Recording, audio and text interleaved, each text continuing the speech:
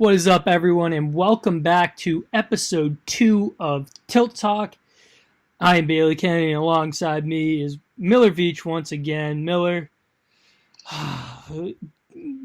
just been a crazy day in the lacrosse world, but before we get into that, first off, let's just say thank you to everyone that came out and listened to the first episode of Tilt Talk. We appreciate all the feedback we got. It was very helpful, and we're gonna definitely try and build off that and really have an outstanding kind of just the way we do things now, make everything a lot better than it was the first time.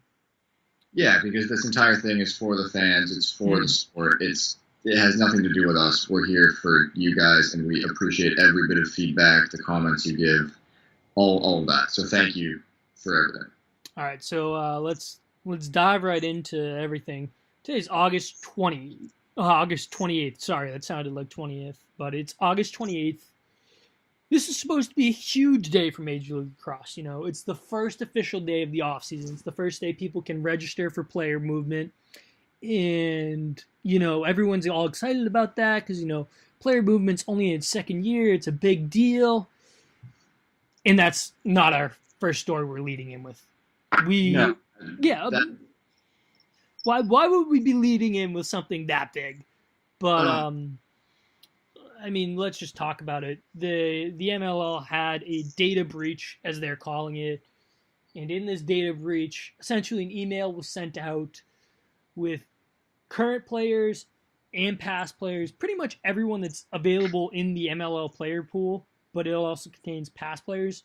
Their information was leaked with their social security numbers, their email addresses, their cell phone numbers, their current address, their non-MLL occupations. The list goes on and on. So, let's talk about this first. Yeah, this is an unacceptable breach. This is something that should never have happened. I know that we're on the same page with this. We had spoken about it briefly beforehand. This is something for the sport that is borderline detrimental. Like, we have yet to see the repercussions of it, but this is something that will have the effects for the next couple months, if not years. Yeah, I agree. It's ridiculous. You as I've said before, they had the MLL championship game is outstanding. It was a great game, very competitive, back and forth. The whole year was great. You had so many overtime games and everything. And by this happening, the league just took a huge step backwards. You're trying to draw in fan interest. You're trying to draw in just getting the talent of players back up. And the talent level's already at a high level. But with this leak, what's stopping people like Mark Matthews, who is a star in the NLL? What is stopping him from saying, why should I play in the MLL anymore? Like, did you see what just happened? Like, why should I go back and play for them?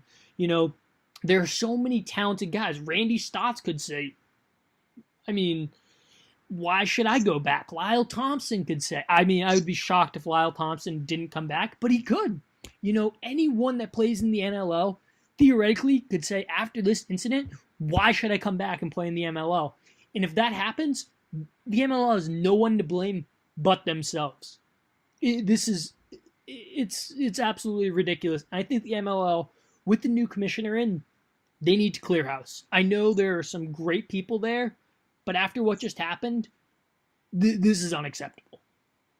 Yeah, I feel like the league as a whole needs to take a step back, reconsider everything that it's gone through, plan for what its future needs to be with the new commissioner as soon as he is hired. You're right. They have to step back.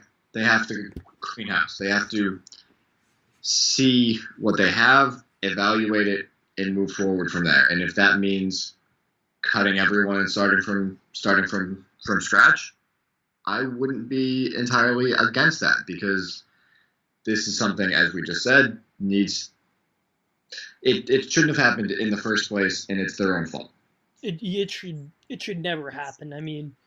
The fact that they have information like that, it kind of makes sense, but that should be handwritten or something, like somewhere where no one else can access it.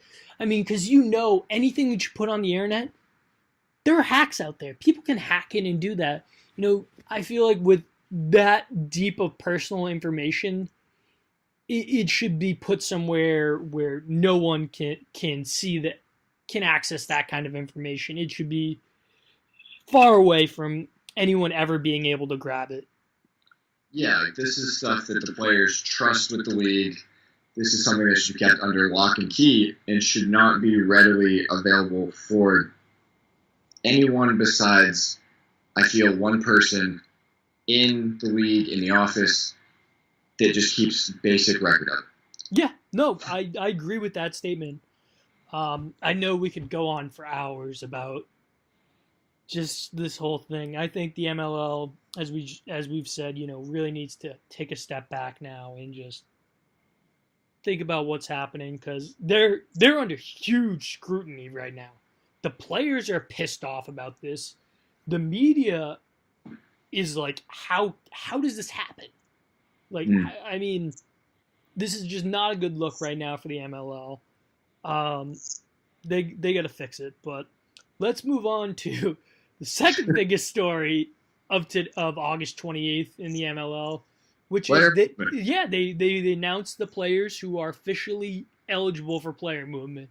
You know, Miller, let's talk about maybe some of the steals in player movement. I know we both talked about one that is an incredible steal for player movement. If you want to talk about him first.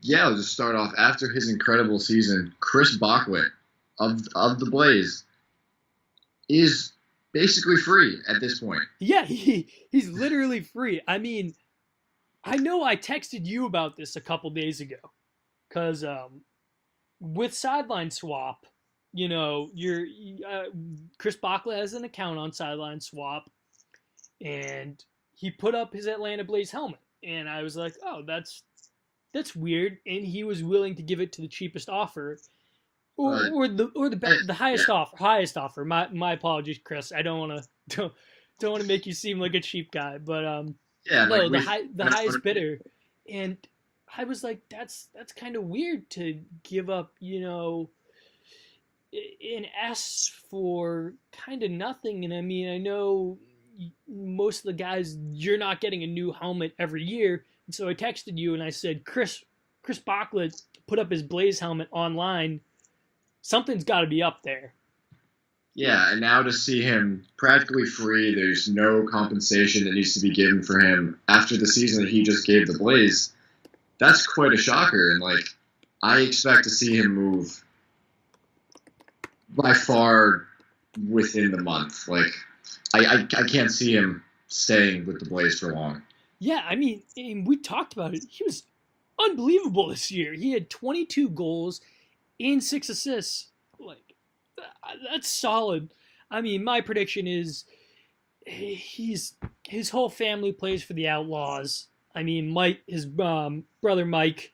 You know, then you got Matt. I mean, those two guys are out there. I mean, there's no surprise to me if Chris decides to go back out to Denver, because he was available last player movement, and in 2016 he only played in 5 games for the Outlaws, so it kind of made sense for him to move on. And so he went to Atlanta, put up 28 points. You know, he was good. He was good in his time in Denver. You know, just looking at his career, his total points in his time in Denver, his rookie year he had 20. His second year he had 55 points. Third year 25. Fourth year 30. And then, you know, 2016 he only put up 6 points because he played 5 games. And then he goes to Denver. He goes to Atlanta this year, 22 and 6, 28 points in 11 games played. I think Chris Bockwit is the steal out there. Absolute steal. Yeah, I feel like we both think that. I'm going to have to disagree. I don't think that he goes back to the Outlaws. Because they already have a stacked squad. Yeah, no, that's the one thing that you can say to go down with that proof. I mean, but it's kind of a family thing out there. I think I think Chris would maybe be okay with that. I don't know, but like if I was every team, I would be going after Chris Bachman. You have to give up nothing for him. Yeah, I mean, the only outlaw player that's in this is Eric Law, and after the seasons that he's been giving, I don't see him moving. Yeah. I don't see him leaving. Chris Bachlet has a place in almost any other roster, for sure. He can find a home. He can be his own player rather than sitting under the likes of Law and Kavanaugh and those players who have established themselves with the Outlaws. Yeah, that's a very valid point. Okay. Now, another person we talked about was Logan Schuss, who you just don't know if he's going to play. You know, if Schuss plays a year in the MLL, I would, if you get the guarantee that Schuss will play, I would go after him. But that's the thing, you don't know. All right, now let's talk outside of the guys who literally are essentially like free agents, where you have to give up no compensation for them. Who is the player that's an absolute steal on this list? Going through this list, I'm looking at Scotty Rogers. The big rig. Yeah, I'm eyeing him. He has a 4th-round pick tied to him right now. Mm-hmm. Mind you, he didn't play a majority of this season. I mean, that's what a backup goalie's. You know, that's what I would expect maybe from a backup goalie. But this isn't just any backup goalie. No. That's the difference. This is the former starting goalie for the Ohio Machine. This is someone who's proved himself time and time again. He was the MLL MVP in 2016's All-Star game. This is someone who is worth far more than a 4th-round pick to both of us. Yeah. Oh no, I 100% agree with you. I think Scotty Rogers' value is insanely high.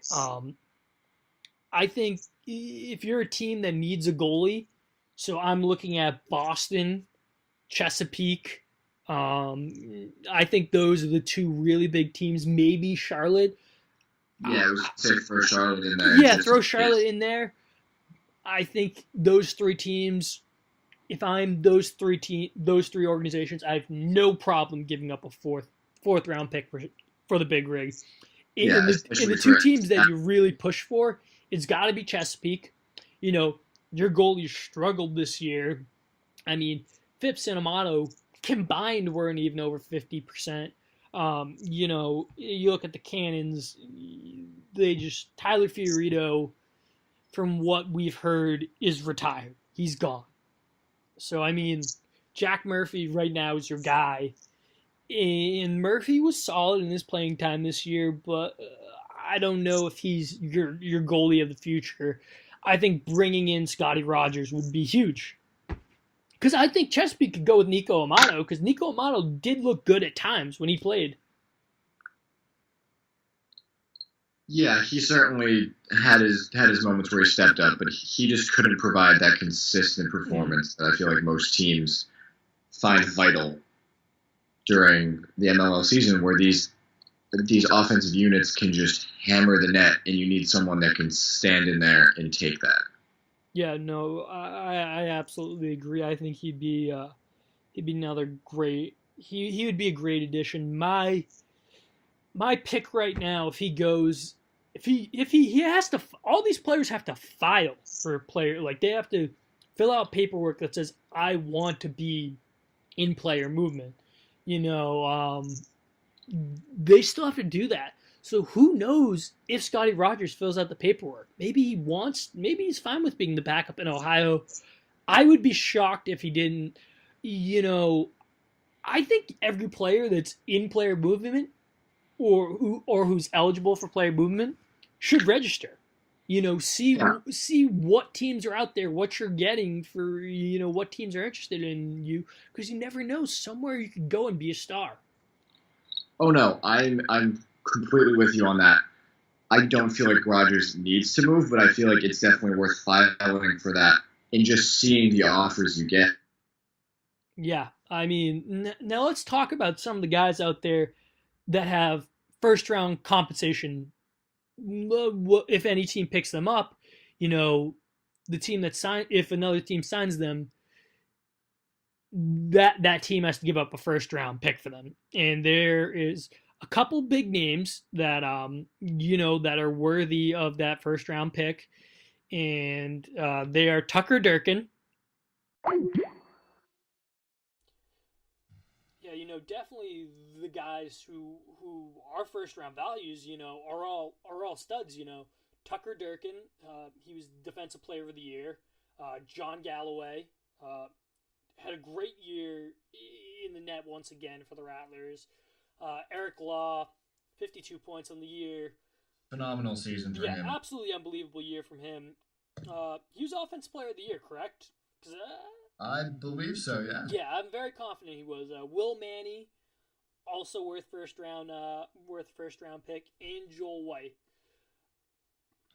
Let's talk about that group of guys. I think the player who maybe got screwed in this whole process in being a first round pick might very well be John Galloway. Oh no, for sure.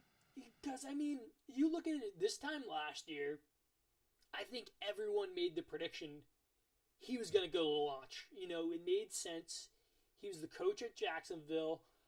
Austin Kaut really hadn't broken out at that time and really established himself as a starter.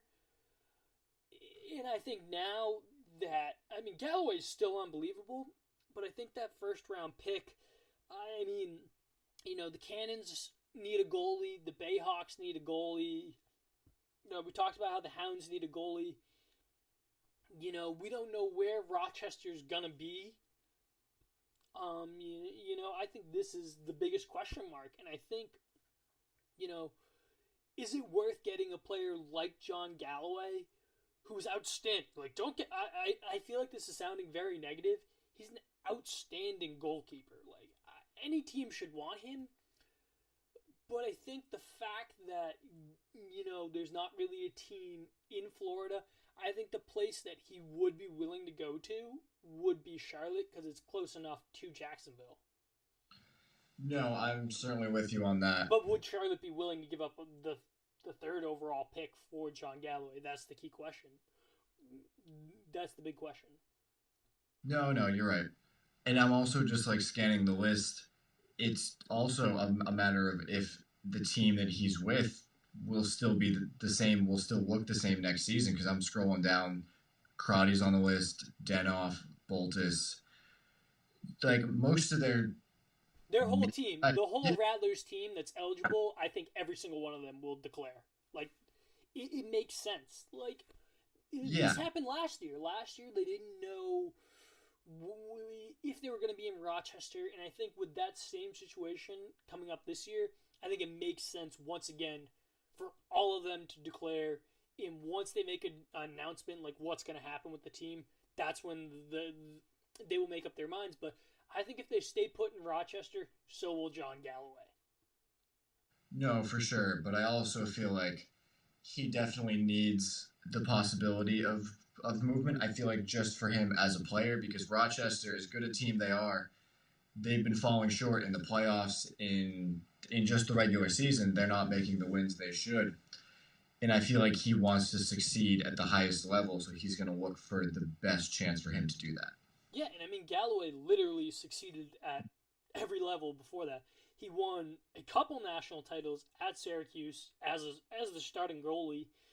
He was incredible there. He's made it. He pretty much leads his team to the playoffs. He's led the Rattlers to the playoffs pretty much every year. 2015, they just ran into a team of destiny in the Lizards. He just hasn't gotten that elusive MLL championship yet. But continuing on, looking at players, do you see? I can see Durkin leaving. I'm in the air about with Durkin for sure. It kind of makes sense for me. He coaches at Byron. I'm blanking on what the correct name of the school is, but he coaches in Pennsylvania. I could see him going to the Chesapeake Bayhawks. He coaches at Byron Anthony in Philadelphia, Pennsylvania. Yep. So I mean, with that, it's a small. I believe Byron's a Division 3 school. But it might be D2. I believe it's D3. Yeah, but like from my point of view, as I believe I said in the last podcast, this is the guy who, beyond his worth, stuck around with the launch through some of their worst seasons. And I don't see him flipping on that and leaving as soon as they have their first playoff run. That's true, but just looking at his bio now, he's from Pennsylvania, uh, born in Huntington Valley, Pennsylvania. Went to LaSalle College High School, which is a private school outside of Philadelphia. I mean, going to Chesapeake, it would be kind of going home. He played at Johns Hopkins, so you're closer to work, you're closer to home, and you have that Johns Hopkins connection. I could see Durkin going there, and I think with the Bayhawks not having as early of a first round pick, I think going after Durkin is something that wouldn't shock me. No, like I'm not saying I don't think he will. I'm just saying that he's stuck around for so long. I don't see him leaving after they have success. But No, that's going fair. home does make a lot of sense to me, as it does most of the other players in the league that we see choose to play closer to home. Yep. I mean, it's a toss up because I feel like Durkin is a very loyal guy. He actually wasn't. He was drafted by Hamilton, but he eventually found his way down to Florida. I mean, it kind of makes sense. I mean, it's really a toss up for me. Um, I can see it all comes down to what he wants to do. I can see him leaving. You know, I honestly don't know. It's a matter of Tucker making up his mind. Yeah, but all right.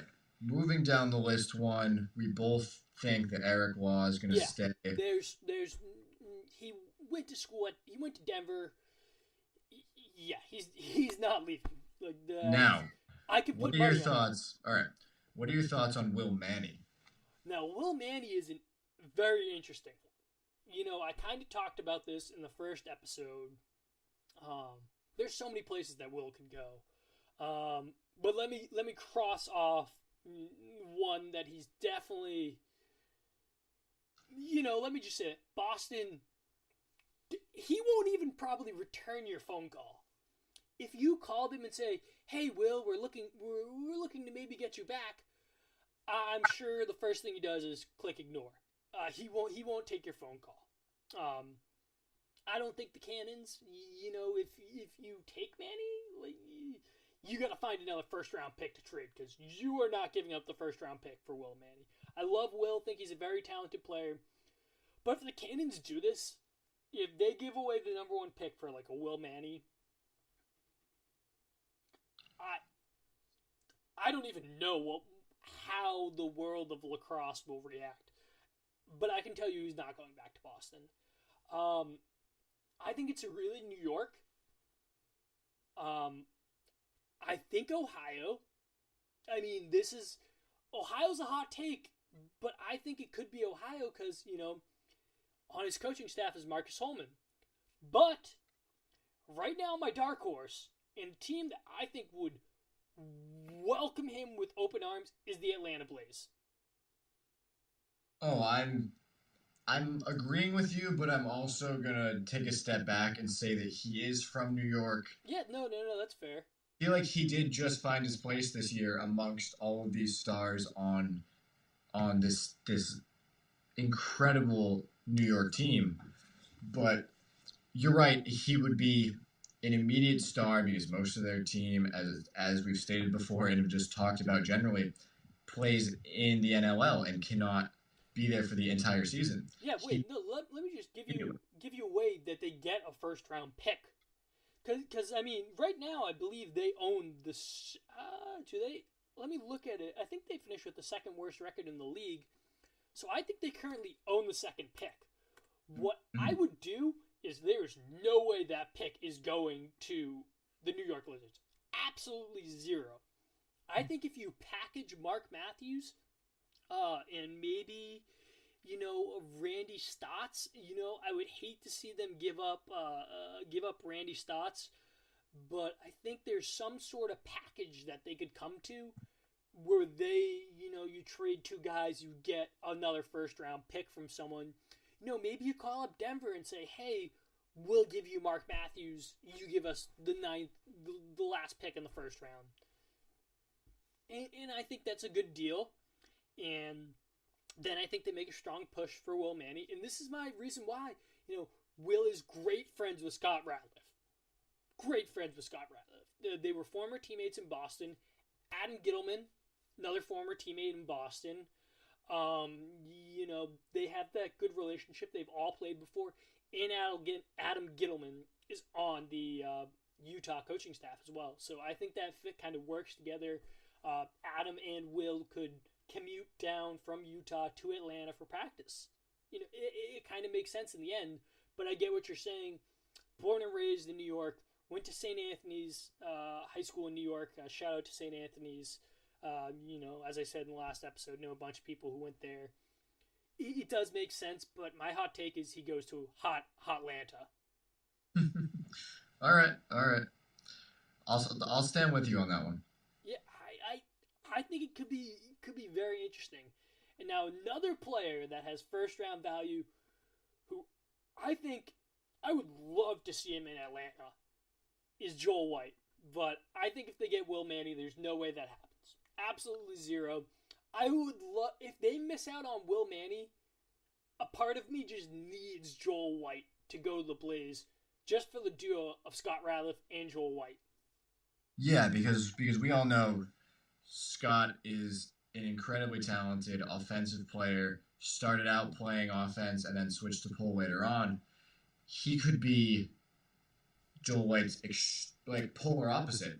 Ratliff playing on the offensive end, White playing on the defensive end, like splitting time. I feel like that would be the new defensive dynamic duo.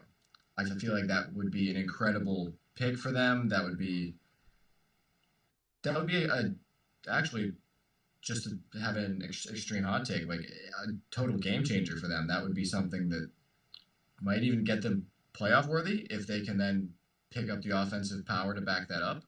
I think if they get Will Manny or Joel White, I think if they get either of those two players, it immediately makes them a playoff contending team and a team that could do damage. I mean, it kind of makes sense with Joel White to go to Atlanta. I mean, he plays for the the Georgia Swarm, which they play in Atlanta in the NLL. That kind of being able to play for the Blaze in the Georgia Swarm.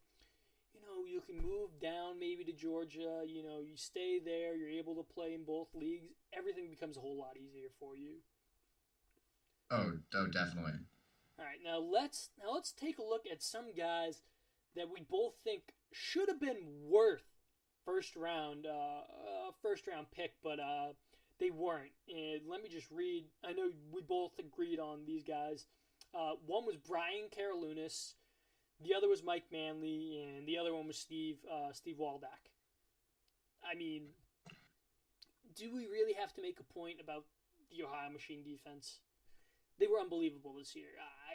I can't even. I have nothing else to say. I can understand them being second round value because you can't beat offensive talent, but they are players that could have been. I feel like Karalunas might have a little more say in being a first round pick rather than Waldeck, but you can really go either way. And I have my whole other point on Mike Manley, but I will save that for you. You can go right now. No, I am on the side that Brian Carolina should have been a first round pick just because of the outstanding performance he gave this year. But you're right, they can't compare to the offensive talent that's on the list at the moment. But I feel like it's still worth spending that second round pick to get Brian, but I don't think he'll leave. I think I don't think either of those guys will leave from Ohio. no, I think they just had a fantastic year, as we all know, and I feel like that they're going to continue to do that, and they've put in their time with the machine, and they want to see results, and I feel like they're going to for the next couple seasons. And now let me go on to my Mike Manley point. I mean, I watched. If you watched that disaster of a Cannons game where they just destroyed the Cannons, it was embarrassing. You know, one of the things that they talked about was, and you look at it, last year Mike Manley was the co-defensive player of the year. He played in 2 games this year. For those of you who didn't watch the Rochester Rattlers religiously, you would have never known he was training to be a state trooper. That's why he missed pretty much the whole season. He was in training to become a state trooper. I love it. I love the fact that he's trying to become a state trooper. I think it's awesome. He was the co-defensive player last year. I get his value drops because he played 2 games this year. Oh, is he hurt? You know, maybe he's not as good as he was. Mike Manley can come out and play. He can play. He could have played this year, but I kind of understand why. You know, he was focusing on becoming a state trooper, and that's why if Rochester does not exist anymore, you'll be excited because I think the Lizards will go down and get Mike Manley. Because if the Lizards don't exist anymore, he became a state trooper in New York. Lizards, hello, he's in New York. Go get him. No, I am completely with you on that. New York can use a lot more depth down on that end of the field. And if he's putting in that time and that effort to remain in New York as a state trooper, there's no reason that if Rochester changes anywhere within 200 miles that's an extensive commute, that Manley should stay in New York. And as you just said, I feel like the Lizards are the best pick for him. All right. Well, before we go down to, there's one thing I want to do. I want to go down. I made a rapid list of pretty much every big name. Yeah, just every big name player that's involved in player movement, kind of where, and just kind of get your rapid, both give our rapid thoughts. Does he stay or does he go? And if this player goes, you know, where do they go? But before that, let me tell you about Twain Clothers. They were inspired by Mark Twain's unparalleled style. Twain Clothers strives to empower individuals to be original. Whether it be an innovative idea or a piece of attire, we believe that those who challenge the status quo leave a lasting impact on society. Their ambition is to provide young writers with the opportunity to publish their work and to generate unique quality clothing for a fair price. While fashion may be constantly changing, their belief, their ideas are original and creative that challenge the world, and style will always remain a big part in the world. And let me tell you, the products they make are unbelievable. From their modern day Gatsby sweatshirts to their amazingly comfortable Upstream shirts. I'm actually wearing one right now. They're very, very, very comfortable. You know, I love them right now. And being a big hat guy, they're awesome Mark Twain inspired hats. Very comfortable. The design's cool. It's very unique. So I suggest you go to their website right now, twainclothers.com, to check out their products. And just for listening to Tilt Talk, we're going to give you 15% off all Twain orders. Just use the word TILT at checkout. That's TILT, and that will get you 15% off your order. Once again, go to twainclothers.com. Google them, whatever. They come up right away.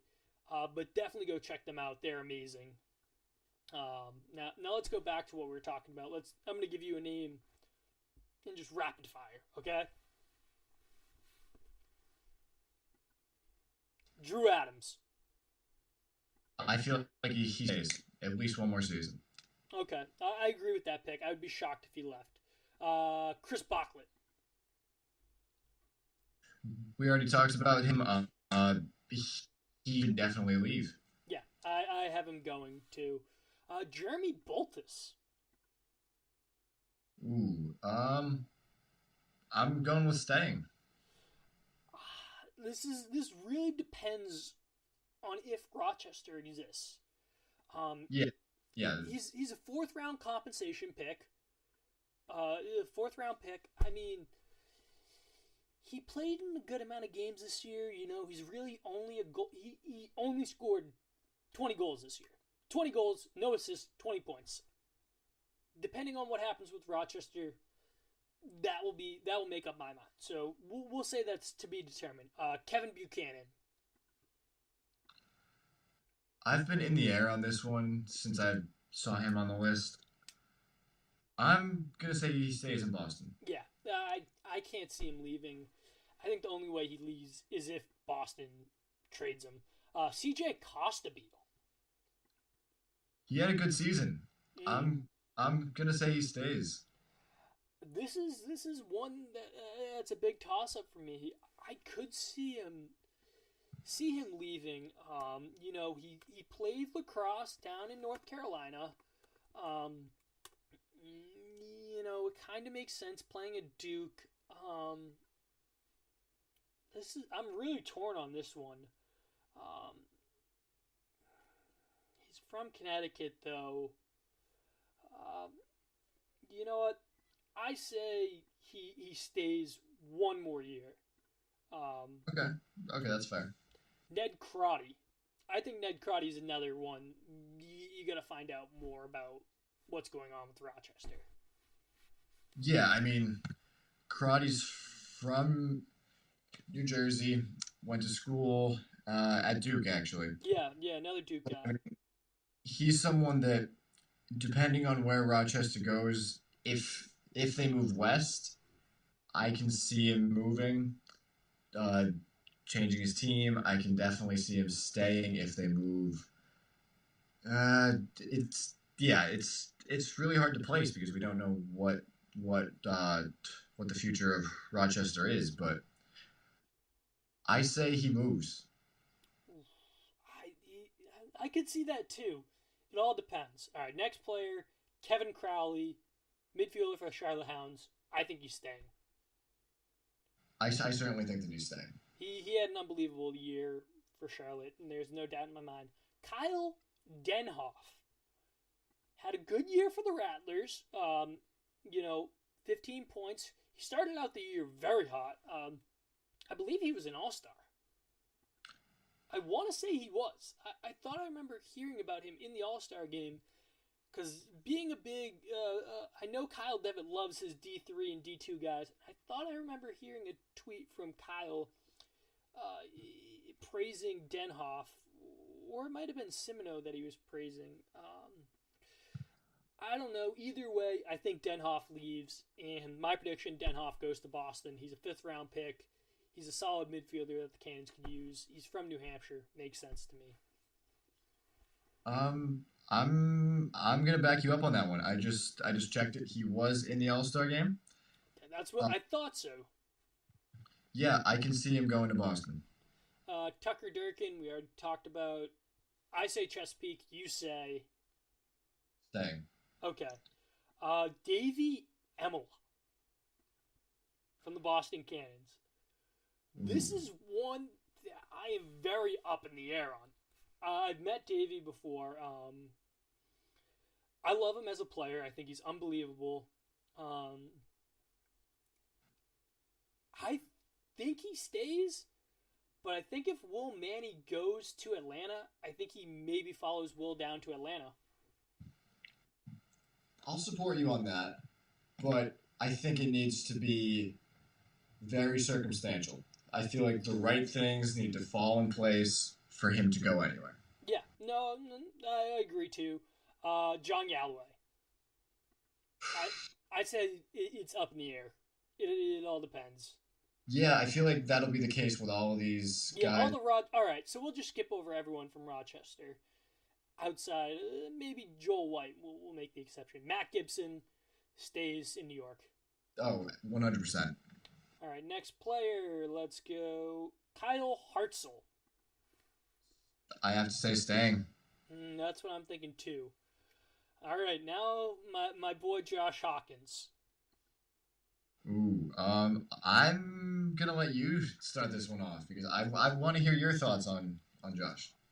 I I think he's gonna stay. Um, a part of me, you know, I have the suspicion that all these guys that used to play for Boston are going to slowly creep down to Atlanta. I mean, they got Ratliff. They got Gittleman. They're all good friends with Ratliff and Gittleman. Will Manny, I've said, could go to Atlanta. If Will goes to Atlanta, Emila goes to Atlanta. If Emila goes to Atlanta, Josh goes to Atlanta. They already have James Fahey. They just picked him off for that last. They picked him up for that last game, and they have John Upgren. It's just a matter.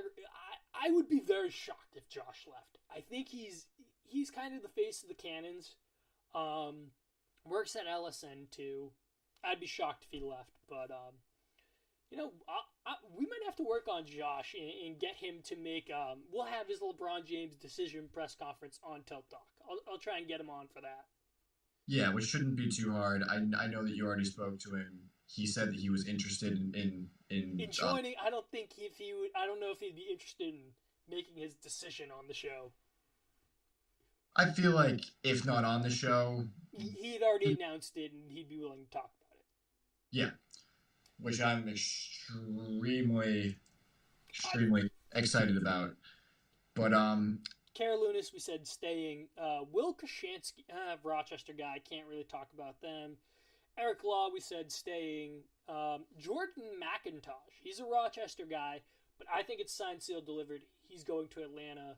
He plays for the Georgia Swarm in the indoor league. He's a third-round compensation pick. I think it might make sense. No, I think it certainly makes sense. But then it just keeps coming back to like where they go. I mean, if for whatever reason Rochester ends up down south, if they end up close enough to the Blaze in Texas somewhere, just kind of like spitballing Texas. There's markets like far out west, but like this, it's all very circumstantial. I know that we both want to see him with the Blaze, but yeah. Yeah. Will Manny, you said stay. I say go. Brody Merrill, stay. He wants to be somewhere where he can commute close from. He coaches at the Hill Academy in Canada. He wants to be somewhere close. I say he stays in Boston, or he retires. This is the wild card. No one really knows much like what goes through Brody Merrill's mind. It could be either thing. Yeah, I'd say stays. Tommy Palasek, another New York guy. I mean, he started off the year really well for New York. He's always been a glue guy. 14 goals, 8 assists on the year. Played in 11 games. Towards the end of the year, he really didn't play that much. I mean, what are your thoughts? I mean, I love the Lizards. Palace is a great asset for them, but I feel like he just doesn't have his place at the moment. It's such a star-studded team that some guys have to go. I can't tell you where Palasek's going to go, but I know that if the opportunity arises and it works for him, he'll be gone in a second. I think what comes down to Palasek's decision, it all depends on if Will Manny stays or goes. Because once Will Manny came in, that kind of bumps Palasek down and kind of forces him to run out of the box. So I think if Will Manny leaves, I think Palasek stays. John Rannigan plays for the Rattlers, midfielder, but plays for the Georgia Swarm in indoor. I could see him going to Georgia.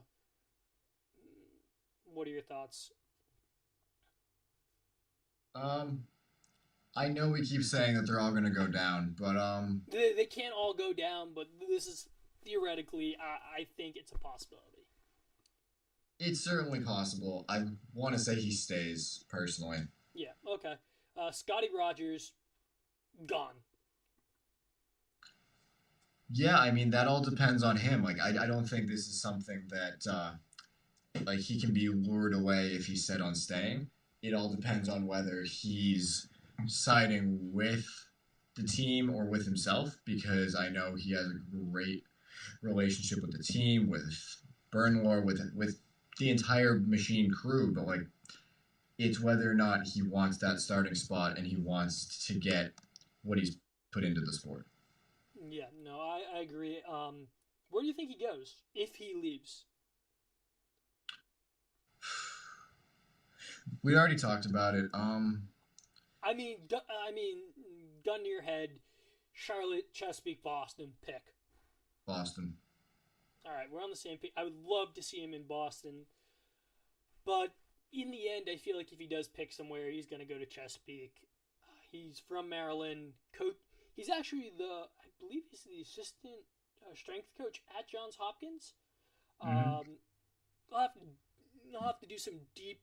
I probably could look at his Twitter page and see it right now, but I know he has some connection with Johns Hopkins.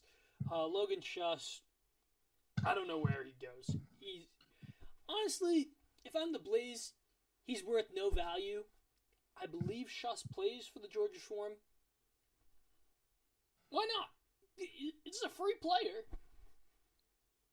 I mean, yeah, free player, but at the same time, how many of your players do play for the Swarm? How many of these guys on the list have you said play for the Swarm and will Yeah, get? no, that's a very valid point. But I mean, Shush is no value.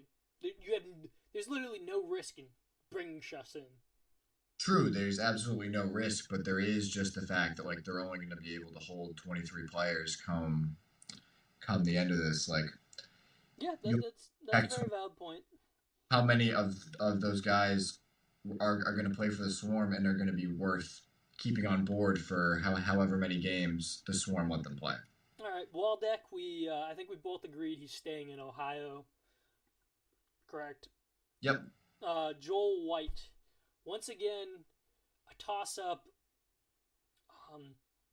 I would personally really like to see him in Atlanta, but I don't know. I would love to see that duo of Ratliff and Joel White, I feel like we but both I don't would. know if I'm ready for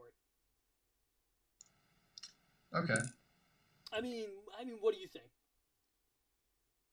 I mean, at this point, with the state of the league, I just want to see big moves. I want to see something to bring the focus back on the league, to bring some positive criticism, to bring more fans in to watch, and I feel like that would be something that would improve the morale of the team and honestly as the league of the league as a whole. And I feel like that's something that for those guys that aren't watching just for the offensive firepower will appreciate having Joel White and Scott on the same team. Yeah, and we only got two names left. Actually, we only got one name left. Chaz Woodson, TAC, Florida launch. Stay or go. After the season he just had, I'm saying stays. He doesn't have much time left in his career, but I feel like he's just going to stay with the launch to finish this out. Yeah, no, I agree. Woodson had a great year. I feel like he's frustrated. He started off the year getting so much runtime, and then I think Ryan Drenner, who's a rookie, had a breakout year. It's unfortunate to see. It was unfortunate to see Woodson see his playing time start to shrink. It was unfortunate, but being from Miami, totally makes sense for him to stay. That we just ran through our pretty much our most important player list. Is there anything else you would really Is there any hot takes you have for any of these players? Like someone that you think this is a hot take for where one of these guys could go? No, I feel like anything that I would have thought I've already said. Nothing's really crossed my mind since going through these guys. I feel like we can both stand by where we decided most of these guys will go. I mean, Rochester's still up in the air. That's something that as soon as we find out, we can give our immediate hot takes on. We can do a quick little special on that because definitely that'll be huge as soon as we find out where they're going. But yeah, it's just a matter of finding out what the deal is with Rochester, and to just let everyone know, follow us on Twitter. We will. I know Miller and I will both be out there going all over the internet looking to see if players make announcement that they're entering Player Movement via Twitter, if teams are announcing what guys are entering via Player Movement. We'll try and connect our way through and try and get the inside information on who's declaring, who's not declaring, and everything. Players can officially declare today. It just involves them filling out paperwork, but it's going to be a very exciting process. Only the second year they've ever had Player Movement. Very exciting time right now. I know we started off the episode a little hot, so I'm a lot more cooled down. I think right now is the most exciting time in the MLL, and with the second year of Player Movement, and I think this is going to be one of the more exciting off seasons. No, certainly. I feel like you just said starting on a hotter note, a more negative note, just because of the leak. But I'm incredibly optimistic about what this next season, this off season, will include. Rochester, as we've said almost too many times now.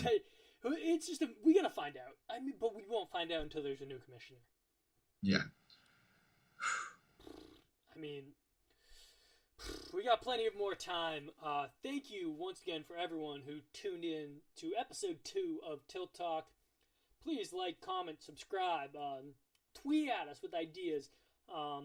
We put our Twitter handle in the YouTube video. Send us an email. Our email is tilttalk it is tilttalk1518@gmail.com. Twitter, as he just said, is down in the comment section below. It is @tilttalk. Tweet at us, send us an email. However you want to get in touch with us, we're here to listen. We're here to improve. We're here for you guys, most importantly. Yeah, no, definitely. Thank you guys so much for tuning in. Peace. See you guys later.